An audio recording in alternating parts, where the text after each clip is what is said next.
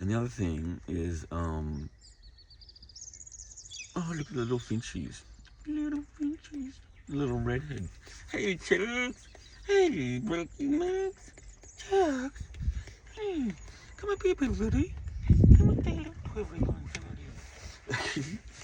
Big gubby little boy. Come on, Chuck. Jump up here. Say hello to him. Come up here, buddy. The big monkey. Chuck, I got you. I got you. Chuck. Hey, good. Hey. And oh shit, there goes my fucking sequoia seeds. God damn it. I found these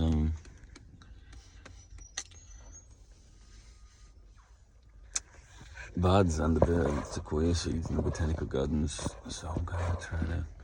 I had the little seeds because they release slowly. You leave them in the sun, and then you collect all the little seeds, and you go and plant them. But yeah, the wind is blowing away.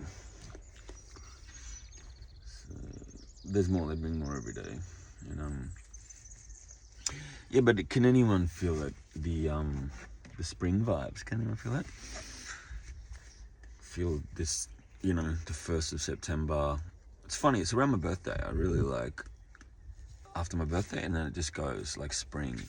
And that in the northern hemisphere would be fall. It would be different up there where we come from, as Europeans anyway, where astrology mostly was developed, and received and sort of worked on. So Virgo is the fall, really, but down here in fucking Oz, it's backwards, it's different. So it's the other thing about astrology, which is really what it's really essentially about, it's a deeper layer of it anyway, is the seasons and the changes of relating to that, and yeah, it's all different and backwards and underneath here in Australia because it's the opposite hemisphere, so it's like yeah, it's different. But yeah, you can feel that spring coming, the life coming back. You can feel the sun getting stronger. You can really feel like, and you're just coming out of that fucking winter vibes. Get 'em, buddy. And some rabbits down here I like to chase. And yeah, so it's different to what would be and always was the fall. Is it'd be going cold now in the northern hemisphere. It'd be like, oh, winter's coming. So yeah, it's different down here in Oz. I always love it. It just feels like coming out of a fucking deep depression. You have this like depressive, and people talk about depression as like a condition and this and that, and the psychiatry co-ops that, and plays into that. But in the ancient world, depression was a Saturnian. Shut up, crow, you fucker. Is a Saturnian calling into a deepening and a facing, the dark shadows of Saturn, of time and death, and the limitations of life, and yeah, the inevitability of death, and dealing with that, more squarely and honestly, and coming out of the the illusions of childhood and the pleasure principle, which is kind of the opposite of time, which is kind of the ruler of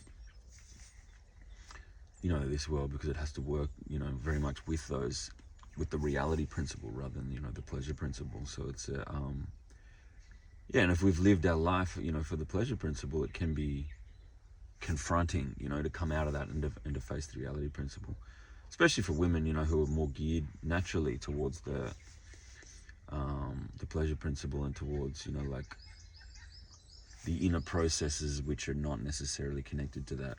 They don't deal with directly the reality principle. It's more of the pleasure principle in raising children and having kids and dealing with that, which is it's needed. You need that, because that's the eros, that love, that spark of love for life, and that you need that.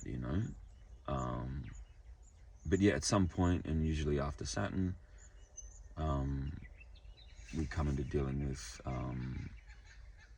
the reality principle and limitations and death and time and the know, and really understanding what that means for us individually, and that's your Saturn return.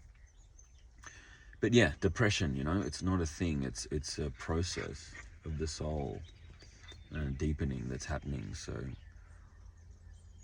that's what I think about it. People have other ideas, and I think psychiatry teaches that it's a condition and it's chemicals in the brain, which is a joke, really, because they've proven now that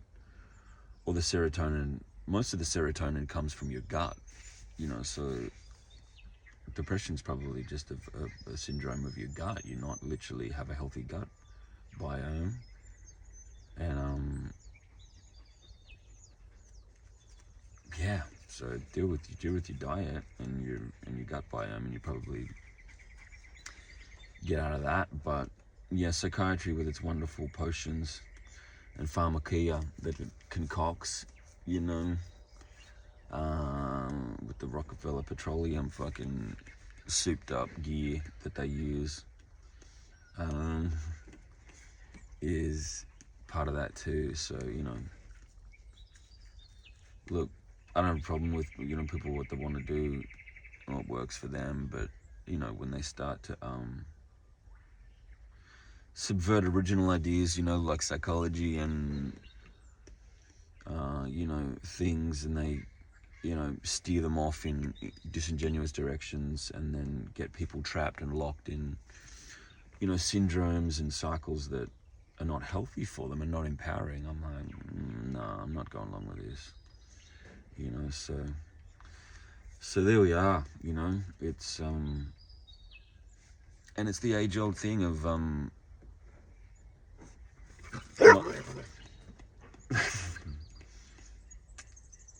get ready. Not being connected to nature. All pathology really ultimately comes from lack of connection to nature, which is spirit.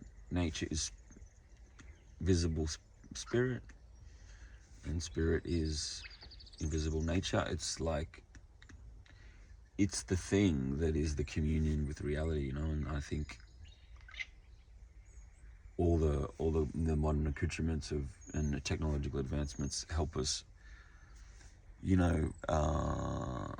escape the reality principle and remove ourselves from nature, and we go back to the matrix. We get back into the womb. It's a womb metaphor of all the technology and everything, the housing, the apartment, all that takes us away from nature, the city and so forth.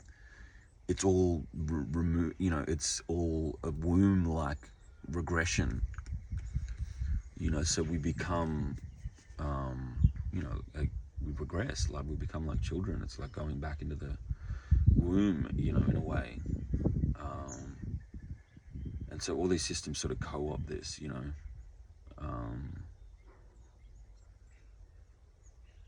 consciously or unconsciously. It just seems to be the model, and then that's the whole, making the father bad. This whole, push to the feminism, and not in a healthy sense, but in a sense of men are bad and the father's bad, and all that, which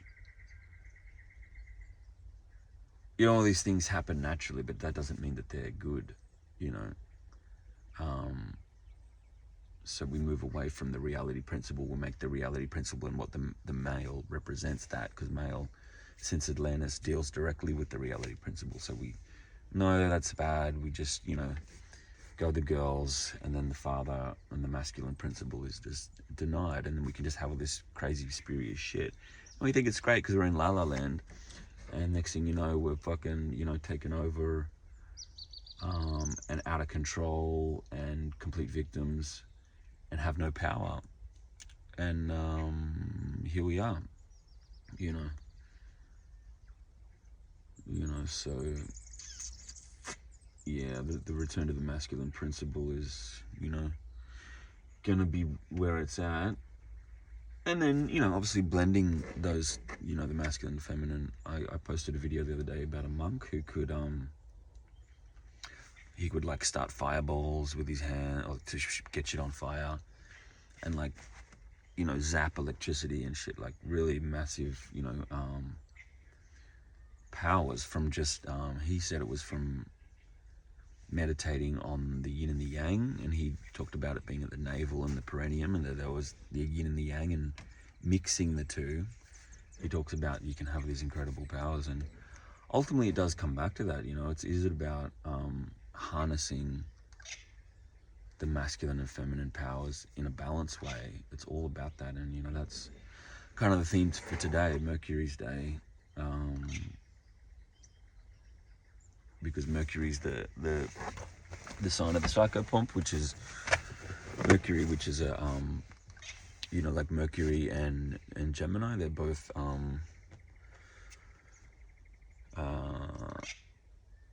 what's the word, androgynous signs, in that they're not strictly male or female as such, so they understand the blending of the male and female. They represent that, which the first 2 days, Moon Day, Monday, Mars Day, a male and female signs, and then the third day is a blended sign. So it's like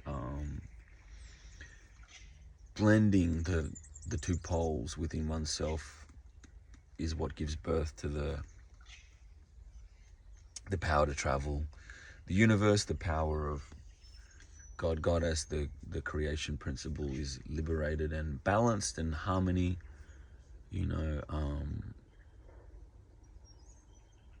so yeah, all of creation is basically going through this process of individualizing as a pole and becoming one or the other, separating from one source, coming from the monad and individuating into poles, masculine or feminine, blending and opposing, and creating this tension, and then coming together and resolving and balancing and integrating and blending and marrying, so it's like it's an alchemical wedding that's happening throughout all creation and inside of ourselves. And the more we can do that within ourselves, the more we become whole and return our essence to the universe and to knowledge and to the monad, and become liberated and and one with the essence and the source. So that's kind of the vibes for today. So it is what it is, man. But yeah, that's the little thing for today. Mercury's day, third ray day, and it's the 3rd today of September, which is the energy of the 3, which is exactly that. It's the two forces that harmonize and then form a trinity that then spin. That's why divinity is a trinity. It's either upward flowing masculine, polar, solar, or downward flowing negative, yin, feminine, downward flowing pole, and they spin in opposite directions. And when they come together and they spin together on opposite directions, the 3 and the 6 becomes a 9, and they can, it's the Merkaba. It can move anywhere. So that's the kind of like the science of the magical vehicle of the Merkaba, which is a thing that has to be created through love. It can't be created by force. And this is the whole Martian thing, and the Hebrews who, or the Jews brought that technology and that understanding, and so that's the original,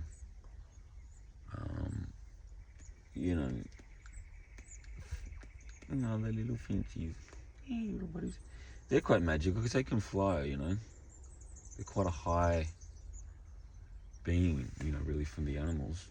They can fly. Hey, look at him.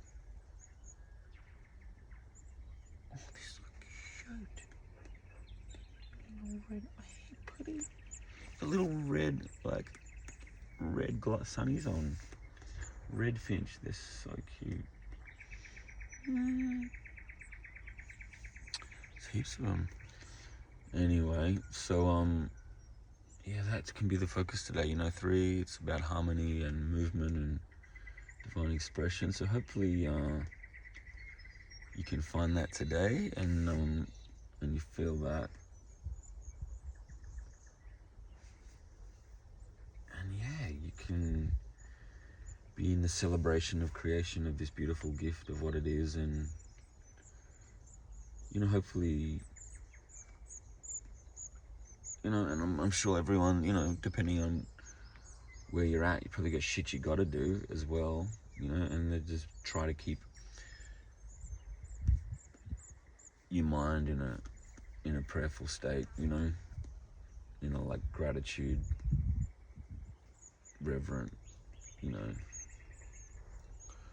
wonder and awe-inspired way, until fucking 12, when the day shifts and we head into the sunset, and then the dark sun principle starts to rule.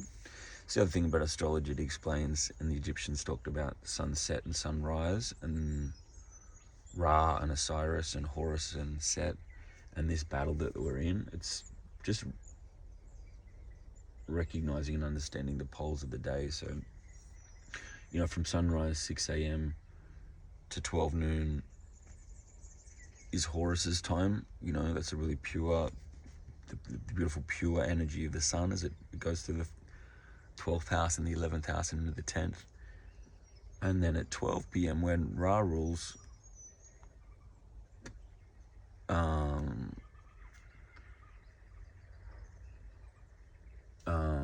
well, actually it heads down to the sunset point where Set rules, which is the darkness begins to slowly gain power, and in sunset where it gains victory. And so it's like, it's literally from 12 that you start to the more the malefic solar principle kicks in at 12, and then it's like just the battling frequency of sort of conquering that innocent light begins at sort of 12 p.m. So you can restructure your day ideally around this with awareness and knowledge. That's why knowledge is so important, because it gives us understanding of reality of what we're in this solar system. And that's what the ancients taught. That's what all astrology is. And yes, the little dead, what do you got there? Little dead rabby carcass. Look at her.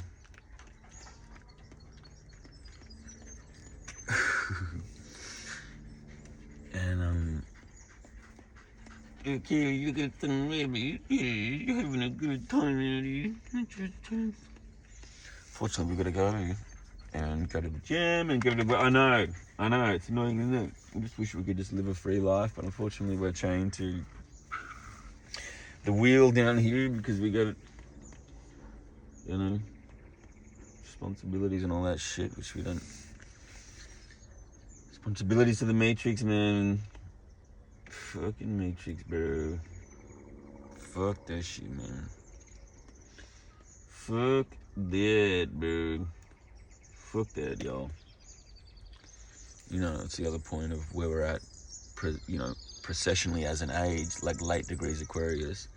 There's a lot of Uranian, like, fuck the system, fuck it, I just want freedom, fuck it, everything's like this crazy battle around, getting yourself free, and we're all in different fucking stages of that, and there'll just be the inevitability of that,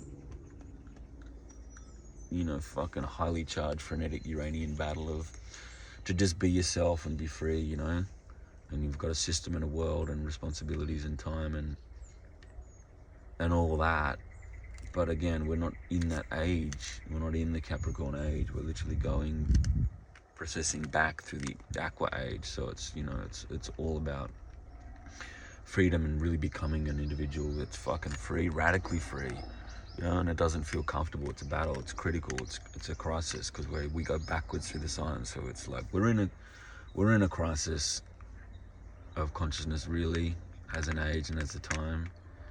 And so every day you've really just got to do the battle of what it means for you to be free and to live that. So, you know, it's also a natural embrace of the radical, your own fight, you know, for your own life and your own freedom and what that means. So, you know.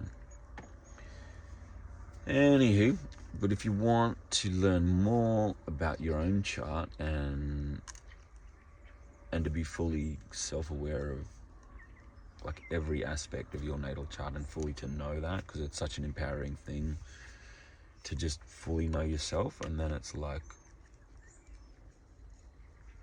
you know, it's incredibly liberating, because it's like, it's just you coming home to yourself because you have knowledge of yourself, which is, you know, what all religions and all this shit, and even the modern, you know,